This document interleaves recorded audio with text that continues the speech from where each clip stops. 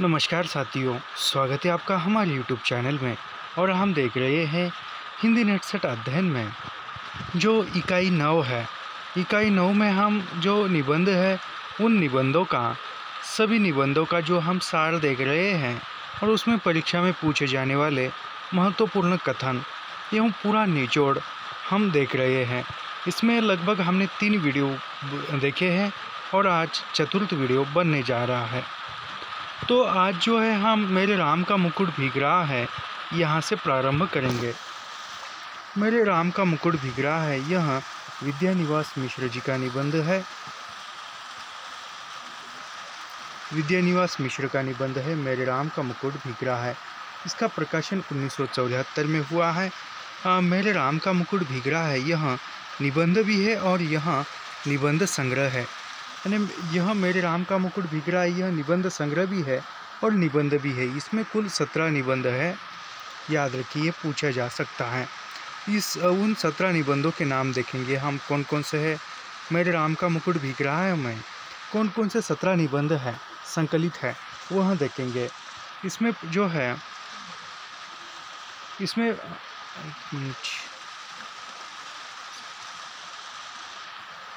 इसमें प्रथम है मुकुट मैला और नूपुर। उसके बाद है विंध्य की धरती का वरदान, यानी विंध्य धरती का वरदान, अमर कंठक की सालती स्मृति और राष्ट्रपति की छाया। उसके बाद बेतवा तीर पर हुई है शीला सब चंद्रमुखी। उसके बाद है रेवा से रीवा और उसके बाद कलचुरियों की राजधानी गुर्गी।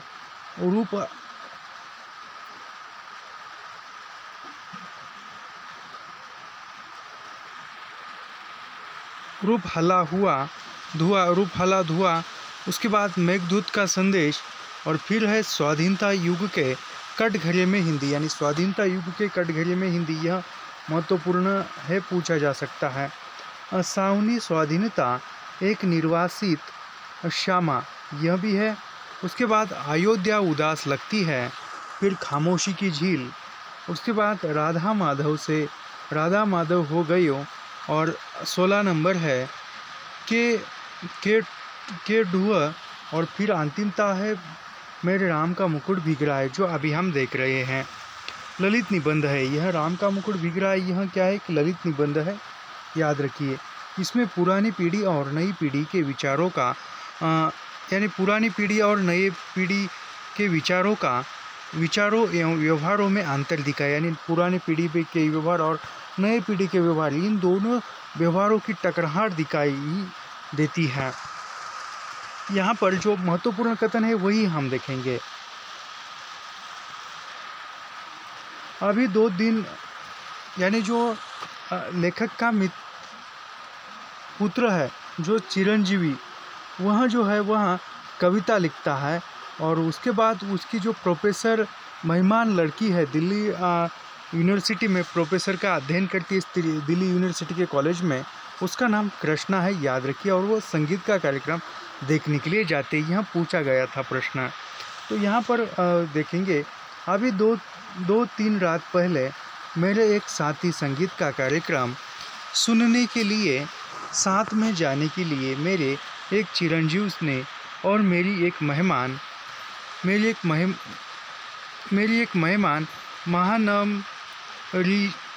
महानगरीय वातावरण में पली, यानी जो महानगरीय वातावरण में पली, वह जो मेहमान है कृष्णा, वह लेखक की है। महानगरी यानी शहर के वातावरण में। कन्या ने अनुमति मांगी। शहरों की आजकल की असुरक्षित स्थिति का ध्यान करके इन दोनों को जाने तो नहीं देना चाहिए, नहीं चाहता था, पर लड़कों का मन तो भी रखना होता है। यानी वह शहर का वातावरण देखकर वह लेखक जो है, यानी जो लेखक उनके लड़के और जो मेहमान लड़की है उसको कार्यक्रम देखने के लिए जाना तो नहीं, यानी भेजने की इच्छा नहीं थी, लेकिन लड़कों का मन भी रखना था। लड़कों का बच्चे होते हैं, उनका मन भी तो तोड़ा नहीं जा सकता, तो कह कर उन्होंने भेज दिया। कह दिया 1-1.5 घंटे सुनकर चले आना। संगीत में मन लग जाता है। संगीत में मन लग जाता है, उठने की तबीयत नहीं होती। यानी संगीत यदि सुनने लगते हैं तो मन लग जाता है, तो उठने का जी नहीं करता। मोरे राम के भीजे मुकुटवा, लक्ष्मण के पटुकवा, मोरी सीता के भीजे सिंदूरवा, और त राम घर लौटी है। यह पंक्ति भी मेरे राम का मुकुट भीग रहा है निबंध में है, याद रखिए। मोरे राम के भीगे मुकुटवा, लक्ष्मण के पटुकवा, मोरी सीता के भीजे सेनुरवा, तू त राम घर लौटिए। यानी जो ये उनके बच्चे गए हैं और उनकी बच्चों की राह देखते हुए लेखक जो है बरामदे में कुर्सी पर बैठकर यह सब सोच रहे हैं। जो वह जाते पर यानी जो चक्की रहती थी, उस चक्की पर लेखक की दादी नानी वह गीत गाते थे कि मोरे राम के भीगे मुकुटवा, लक्ष्मण के पटुकवा, मोरी सीता के भीजे सेनुरवा। इस तरह का दादी नानी जाते पर गीत गाती है। यानी वो जाते पर यानी जो चक्की रहती थी, पहले वो हाथ से ऐसी ओढ़ी जाती थी, वैसी चक्की। इस प्रतीक्षा में एकाएक उसका दर्द उस ढलती रात में उभर आया और सोचने लगा। यानी जो बेटों की जो लड़का और लड़की बाहर गए हैं उनकी प्रतीक्षा करते हुए एकदम उसकी ढलती रात में मन उभर आया और सोचने लगा। यानी विचारों में मन मग्न हो गया। आने वाली पीढ़ी पिछली पीढ़ी की ममता की पीड़ा नहीं समझ पाती। यानी आने वाली जो नई पीढ़ी है, वह नई पीढ़ी पिछली पीढ़ी मतलब जो भी हमारे माता पिता है, उनकी ममता की पीड़ा नहीं समझ पाती। और पिछली पीढ़ी अपनी संतान के संभावित संकट की कल्पना करने से उद्विग्न हो जाती। यानी जो पुरानी पीढ़ी यानी जो माता पिता है, वह संतान पर जो आने वाला संभावित संकट है, उस संकट से ही डर से ही वह एक डर जाती है। यानी पुरानी पीढ़ी।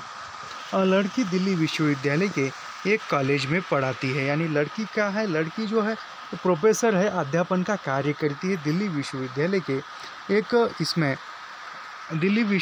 के कॉलेज में पढ़ाती है।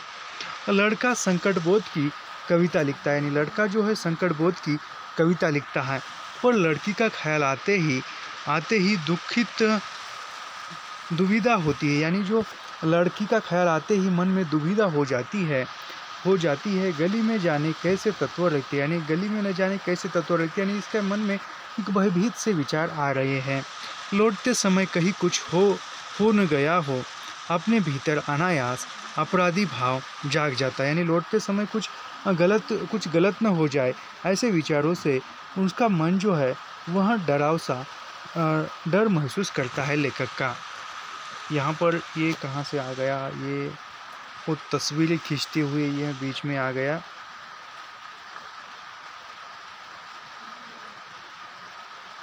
ये तस्वीरें खींचकर PDF बनाई तो ये आ गया उस पर। हाँ, यही चालू है। मन फिर घूम गया कौशल्या की ओर। यानी फिर ऐसे सोचते सोचते विचार करते हुए मन फिर कौशल्या की ओर, जो राम की माता थी, और राम जो है वनवास के लिए 14 वर्ष में गए हैं, और फिर कौशल्या की अवस्था किस प्रकार होती है, वह उसकी तरफ लेखक का मन जाता है। कौशल्या की ओर लाखों करोड़ों कौशल्या की ओर, केवल कौशल्या की ओर ही उसका लेखक का ध्यान नहीं जाता है। कौशल्या के जैसे लाखों करोड़ों कौशल्या की ओर, यानी लाखों करोड़ों माँ जो है उनकी ओर लेखक का ध्यान जाता है। लाखों करोड़ों कौशल्याओं के द्वारा मुखरित एक अनाम असत्य कौशल्या की ओर, इन सब के राम वन में निर्वासित है। यानी जिनके बेटे जो है बाहर है, निर्वासित हुए हैं, उन सभी माँओं के ऊपर लेखक का विचार जाता है। यानी विचार मन में आता है। पर क्या बात है कि मुकुट अभी भी उनके माथे पर बंधा है। यानी जो निर्वासित हुए हैं, फिर भी उनके माथे पर जो मुकुट है, वह मुकुट अभी भी उनके माथे पर सजा धजा हुआ है, निर्वासित है। उसी के भीगने की इतनी चिंता है। यानी उसी की वो मुकुट भीगने की चिंता है। यानी मुकुट मतलब क्या है, मुकुट मतलब जो कुल का या वंश का जो शिरोमणि होता है, वह, यानी उस पर कोई संकट ना आने चाहिए, उसके मुकुट पर, यानी उसके सिर पर, उसके शरीर पर या उस बेटे पर कोई संकट ना आने न पाए, यानी मुकुट भीगने न पाए। मुकुट की इतनी चिंता है, क्या बात है कि यह काफ़ी इम्पोर्टेंट कथन लगता है मुझे, मैं बताता हूँ यहाँ पर। क्या बात है कि आज भी काशी की रामलीला आरंभ होने से पूर्व एक निश्चित मुहूर्त में मुकुट की पूजा सबसे पहले की जाती है। यानी आज भी जो है वर्तमान समय में जो काशी के आसपास, काशी अयोध्या के आसपास जो रामलीला रचाई जाती है, उसका मंचन किया जाता है रामलीला का।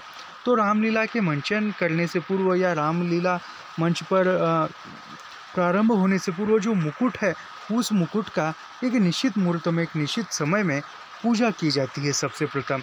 क्या बात है, यानी ये क्या बात है, क्या बात है कि तुलसीदास ने कानन को सत आवत समाना कहा। यानी तुलसीदास ने जो कानन है, मुकुट है, उसको भी आवत का समाना कहा है। और चित्रकूट में पहुँचने पर उन्हें कली कुटिल कुचाल दिख पड़ी है। राम ने राजकीय वेश में उतारा, राजकीय रथ से उतरे, राजकीय भोग का परिहार किया, पर मुकुट तो लोगों के मन में था। यानी फिर भी जो राम जो है वनवास के लिए 14 वर्ष के लिए गए, लेकिन राम का जो मुकुट था, वह राम के प्रति का जो मुकुट था, वह मुकुट अभी भी जनता के मन में विराजमान था। मुकुट तो लोगों के मन में था। कौशल्या के मात्र स्नेह, यानी कौशल्या के मात्र स्नेह में वह मुकुट था। वह कैसे उतर, यानी माँ के मन का जो मुकुट है, वह कैसे उतर पाता। यानी वो पुरानी और नई पीढ़ी के बीच में जो संबंध है, वह बताते हुए यह उदाहरण बता रहे। वह मस्तक पर विराजमान रहा और राम भीगे तो भीगे, मुकुट न भीगने पाए। यानी राम भीगे तो भीगे, लेकिन उनके सिर का जो मुकुट है, वह कुल की जो मान सम्मान है, वह भीगने न पाए, वह डूबने न पाए, इसकी चिंता बनी रही। राजा राम के साथ उनके अंगरक्षक, अभी राजा राम के साथ उनके अंगरक्षक कौन है? तो राजा राम के साथ उनके अंगरक्षक लक्ष्मण का कमरबंद दुपट्टा भी पहरी की जागरूकता का उपलक्षण है। यानी जो राम का अंगरक्षक बन के लक्ष्मण जो है, उनका भाई है, उनका जो दुपट्टा है, वह दुपट्टा जो है, लक्ष्मण का दुपट्टा प्रहरी की जागरूकता का लक्षण है। वह दुपट्टा भीगने न पाए, यानी वह दुपट्टा भी तटस्थता के साथ खड़ा रहना चाहिए, न भीगने न पाए।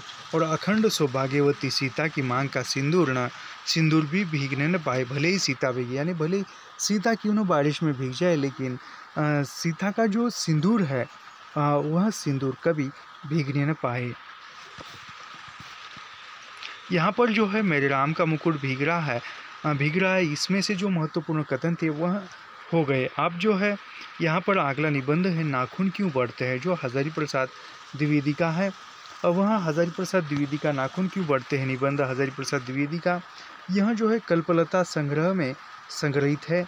यह विचार प्रधान निबंध है। यानी नाखून क्यों बढ़ते हैं, यह किस प्रकार का निबंध है, तो वह नाखून क्यों बढ़ते हैं विचार प्रधान निबंध है।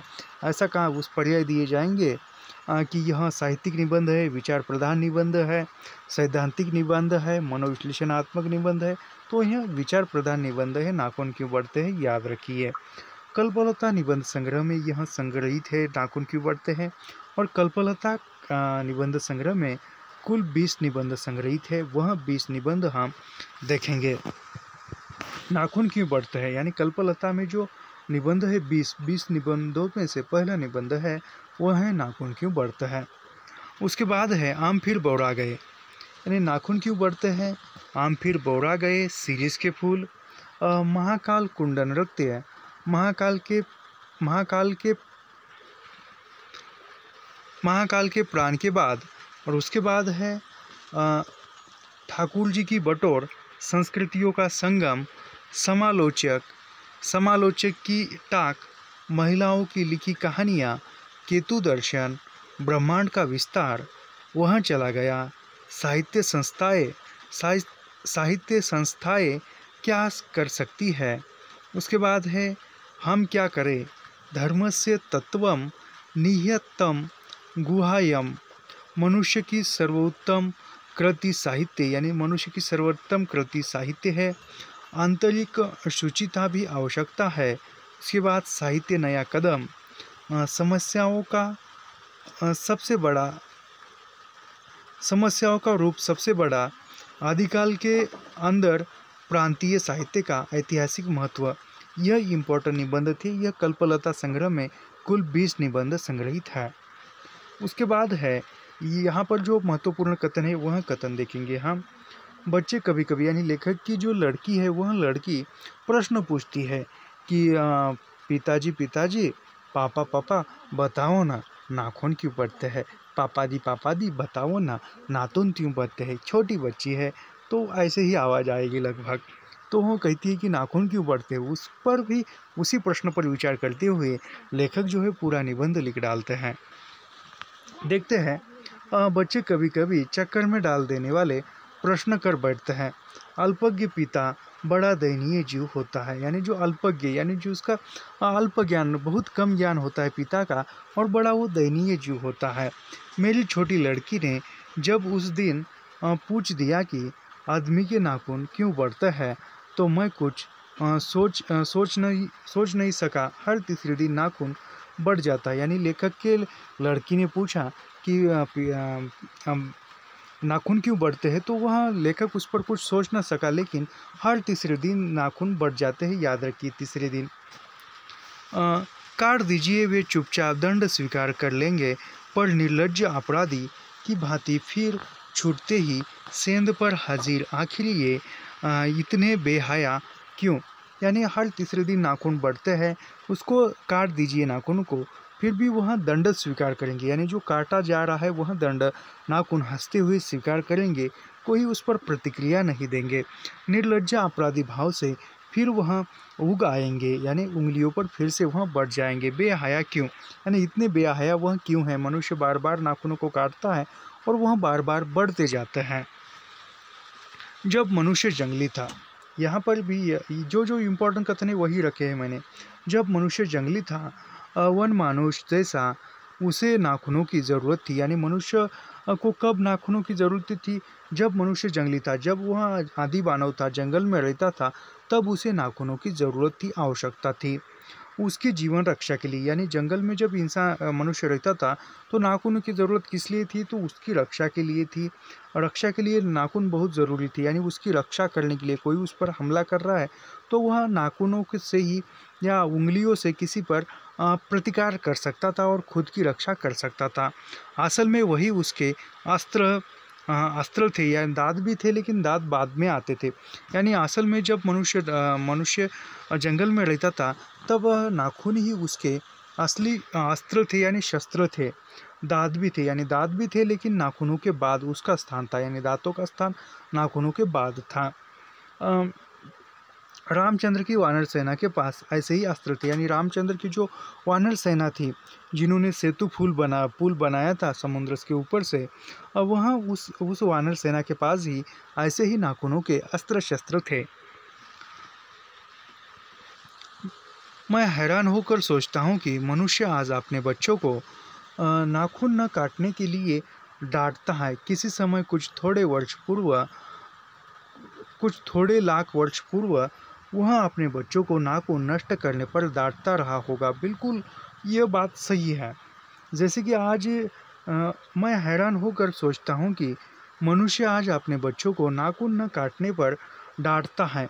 किसी दिन कुछ थोड़े लाख वर्ष पूर्व वह अपने बच्चों को नाखून नष्ट करने पर डांटता रहा होगा। यानी जिस समय में नाखूनों की आवश्यकता थी उनकी रक्षा के लिए या अन्य किसी काम के लिए नाखूनों की आवश्यकता थी, तब बच्चे नाखून काटते थे तो उसके माता पिता जो है, घर वाले जो है, अवश्य ही डांटते ही होंगे कि तुमने नाखून क्यों काटे हैं। लेकिन आज वर्तमान में जो है नाखून बड़े तो तुम्हारे नाखून इतने क्यों बड़े हैं, तुम समय पर इसको काटते ही नहीं है, तुम नाखूनों को बढ़ने देते हो, ऐसा कहा जाता है। और वह नाखून न काटने पर डांटा जा सकता है। तो यह इम्पोर्टेंट कथन है, मैं फिर से पढ़ता हूँ, परीक्षा में पूछा जा सकता है। मैं हैरान होकर सोचता हूँ कि मनुष्य आज अपने बच्चों को नाखून न काटने के लिए डांटता है।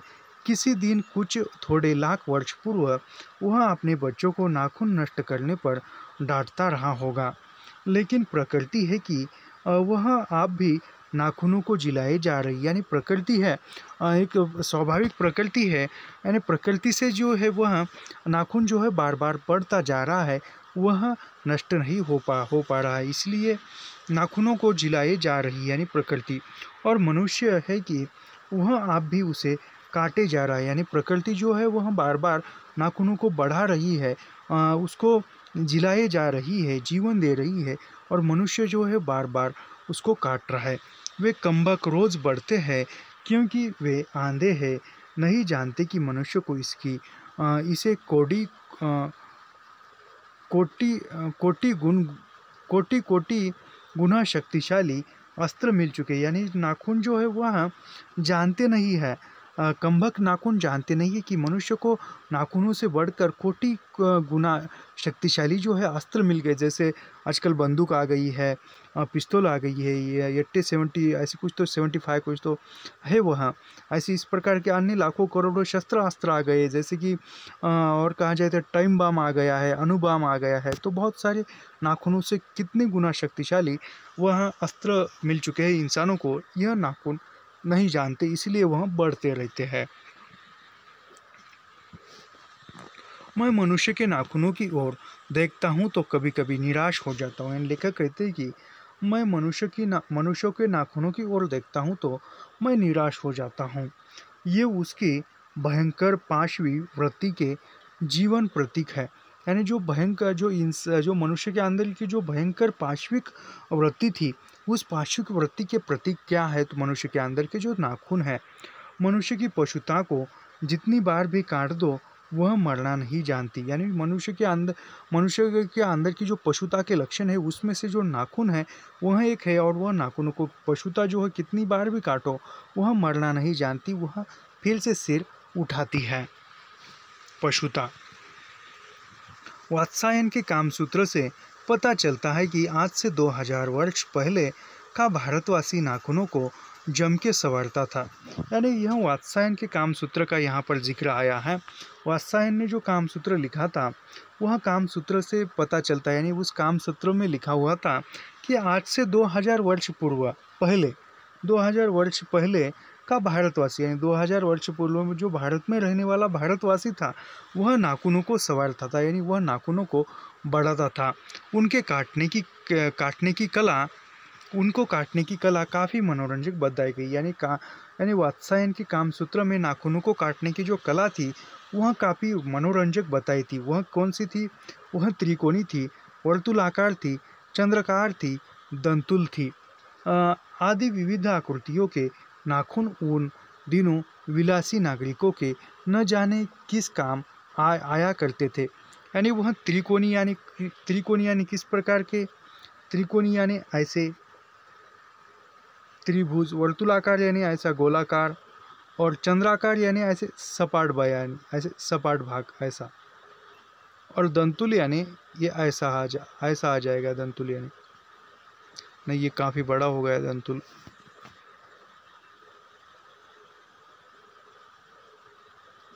ऐसे यानी दांत के समान, जैसे दांत का आकार होता है उसे, यानी वह वात्सायन के कामसूत्र में नाखून को काटने की कला कौन कौन सी थी? तो त्रिकोणी था, वर्तुलाकार थी, चंद्राकार थी और दंतुल थी। आदि विविध आकृतियों के नाखून उन दिनों, यानी जो आदि विविध आकृतियों के जो नाखून काटने की कला थी वह न जाने जो उस समय की जो विलासी नागरिक थे उनके न जाने किस काम आया करते थे। यह त्रिकोण आकार के नाखून, वर्तुलाकार, चंद्राकार, दंतुल, यह उनको सिक्खत, मोम और अलकत की सालता से यत्नपूर्वक रटकर लाल और चिकना बनाया जाता था, यानी उस पर साज सज्जा किया जाती थी। गोंड देश के लोग उन दिनों बड़े बड़े नाखूनों को पसंद करते थे, यानी किस देश के लोग बड़े बड़े नाखूनों को पसंद करते थे? तो गोंड देश के लोग जो है बड़े बड़े नाखूनों को पसंद करते थे, याद रखिए। और दाक्षिणात्य लोग छोटे नाखूनों को, यानी जो दाक्षिणात्य लोग थे, जो दक्षिण भाग के लोग थे वह जो है छोटे नाखूनों को पसंद करते थे, और गोंड देश के लोग जो है वह बड़े बड़े नाखूनों को पसंद करते थे। मनुष्य किस ओर बढ़ रहा है, यानी मनुष्य जो है किस ओर बढ़ रहा है, यानी मनुष्य जो है चलता रहता है निरंतर, वह किस ओर जा रहा है, पशुता की ओर या मनुष्यता की ओर। यानी लेखक कहते हैं कि मनुष्यता जो है किस ओर बढ़ रही है, किस ओर वह जा रही है, पशुता की ओर जा रही है या मनुष्यता की ओर। और यह लेखक ने सवाल उत्पन्न किया है, अस्त्र बढ़ाने की ओर या अस्त्र काटने की ओर। यानी मनुष्य किस ओर बढ़ रहा है, पशुता की ओर बढ़ रहा है या मनुष्यता की ओर। यदि वह पशुता की ओर बढ़ रहा है तो वह अस्त्रों को यानी नाखूनों को क्यों काटता है, और मनुष्यता की ओर बढ़ रहा है तो वह नाखून काटना चाहिए। यानी मनुष्यता की ओर बढ़ रहा है तो वो नाखून को काटना चाहिए, पशुता की ओर बढ़ रहा है तो वो नाखूनों को बढ़ा देना चाहिए, यानी अस्त्रों को बढ़ा देना चाहिए। मेरी निर्बोध बालिका ने मानव मनुष्य जाति से ही प्रश्न किया है। यानी जो नाखून क्यों बढ़ते हैं, यह जो प्रश्न है लेखक के बालिका ने पूरे मनुष्य जाति से यह प्रश्न किया है। जानते हो नाखून क्यों बढ़ते हैं, यह हमारी पशुता के अवशेष है। यानी नाखून, जानते हो नाखून क्यों बढ़ते हैं, तो नाखून जो है हमारी पशुता का लक्षण है, पशुता के अवशेष है। एक बूढ़ा कहता था, यानी बूढ़ा यानी एक बूढ़ा कहता था, यहाँ पर बूढ़ा यानी गांधी, जो महात्मा गांधी था उसको बूढ़ा कहा गया है, ये महात्मा गांधी जी को बूढ़ा कहा गया है। एक बूढ़ा कहता था, बाहर नहीं भीतर देखो। यानी एक बूढ़ा यानी जो महात्मा गांधी को यहाँ पर बूढ़ा बताया है, तो वह कहते थे महात्मा गांधी जी, बाहर नहीं भीतर देखो, खुद को जानो, हिंसा को हिंसा को मन से दूर करो। यानी जो हिंसा जो है उसको हटा दो, मिथ्या को हटाओ, क्रोध और द्वेष को दूर करो, लोग के लिए कष्ट सहो, आराम की बात सोचो, प्रेम की बात मत सोचो, आत्मतोषण की बात सोच आत्मतोषण की आत्मतोषण की बात सोचो, काम करने की बात सोचो। उसने कहा प्रेम ही बड़ी चीज़ है। यानी महात्मा गांधी ने कहा कि प्रेम ही बड़ी चीज़ है क्योंकि वह हमारे भीतर है। उच्छृंखलता पशु की प्रवृत्ति है, सो का बंधन मनुष्य का स्वभाव है। यानी वह महात्मा गांधी ने कहा कि बाहर नहीं भीतर देखो, प्रेम ही एक ऐसी प्रेम ही बड़ी चीज़ है, यानी एक दूसरे से प्रेम भाव रखना ही बड़ी चीज़ है। हमारे भीतर उच्छृंखलता पशु की प्रबल, सो का बंधन मनुष्य का स्वभाव। यानी सो का जो बंधन है, खुद का जो बंधन है, वह मनुष्य का स्वभाव है। छोटे बच्चों को परिचित करा दिया, यानी इतना कहा और फिर न जाने बूढ़े ने तो सच कहा, ऐसा आगे का कथन था, और उस पर गोली से उड़ा दिया गया, गोली से मार दिया गया। यहाँ पर एक बात मैं बताना चाहता हूँ, महात्मा गांधी की हत्या जो है कब हुई, वह 30 जनवरी 1948 को हो गई थी, जो बिरला भवन में। इसका जिक्र जो है बहुत रचनाओं में हुआ है। उसके बाद जो झूठा सच यशपाल का उपन्यास है, उसमें भी इसका जिक्र है, जो महात्मा गांधी की हत्या का। उसके बाद रमनिका गुप्ता की जो आपहुदरी आत्मकथा है, उसमें भी इसका जिक्र है। छोटे बच्चों को परिचित करा देना वांछनीय जान पड़ता है। यानी जो नाखून क्यों बढ़ते हैं, ऐसे सवालों से छोटे बच्चों को बताना या परिचित कराना वांछनीय जान पड़ता है।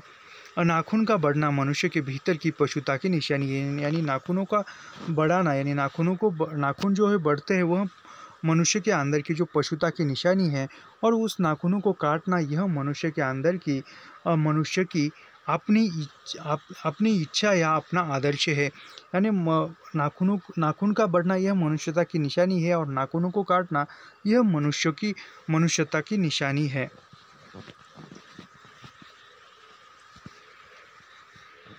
यहाँ पर जो है पूरे निबंध हो गए हैं।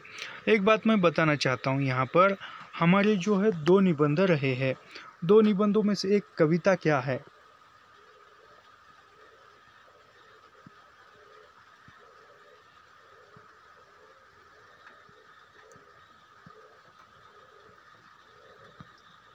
कविता क्या है? यह एक निबंध रहा है, और उसके बाद दिल्ली दरबार दर्पण, यह एक रहा है।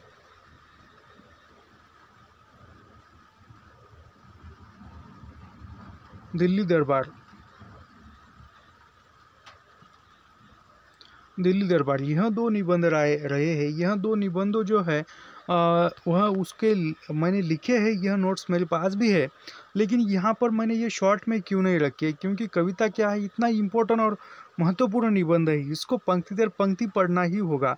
तो यह निबंध जो है पंक्ति दर पंक्ति मैंने पढ़ाए हुए है, इसी चैनल पर वह प्लेलिस्ट उपलब्ध है। मैं इस जो डिस्क्रिप्शन में इसकी लिंक दे दूंगा, वहाँ जाकर आप अध्ययन कर सकते हो। क्योंकि कैसा है, कविता क्या है इसमें से हर एक पंक्ति जो है मुझे इम्पोर्टेंट लगी, महत्वपूर्ण लगी, इसीलिए मैंने इस नोट्स में यह कविता क्या है निबंध नहीं रखा है। तो ऐसे ही निःशुल्क अध्ययन करने के लिए हमारे चैनल को सब्सक्राइब कीजिए, लाइक कीजिए और शेयर करना मत भूलिए। आप हमें यह बताइए कि यह जो है हमने निबंध का देखा है, और यह जो पीडीएफ है, यह पीडीएफ में जो हमारा टेलीग्राम समूह है उस पर मैं सेंड कर दूंगा, भेज दूंगा, जहां जिनको आवश्यकता है वहां जाकर इसको पढ़ भी सकते हैं, टेलीग्राम ग्रुप पर जाकर। और वहां से उसके आगे जो है हम उपन्यास पर देखेंगे।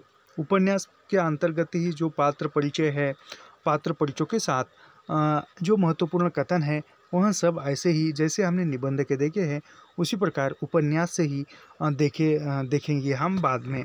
तो ऐसे ही निःशुल्क अध्ययन करने के लिए हमारे चैनल को सब्सक्राइब कीजिए, लाइक कीजिए और शेयर करना मत भूलिए। मिलते हैं नेक्स्ट वीडियो में। धन्यवाद। शुभ रात्रि।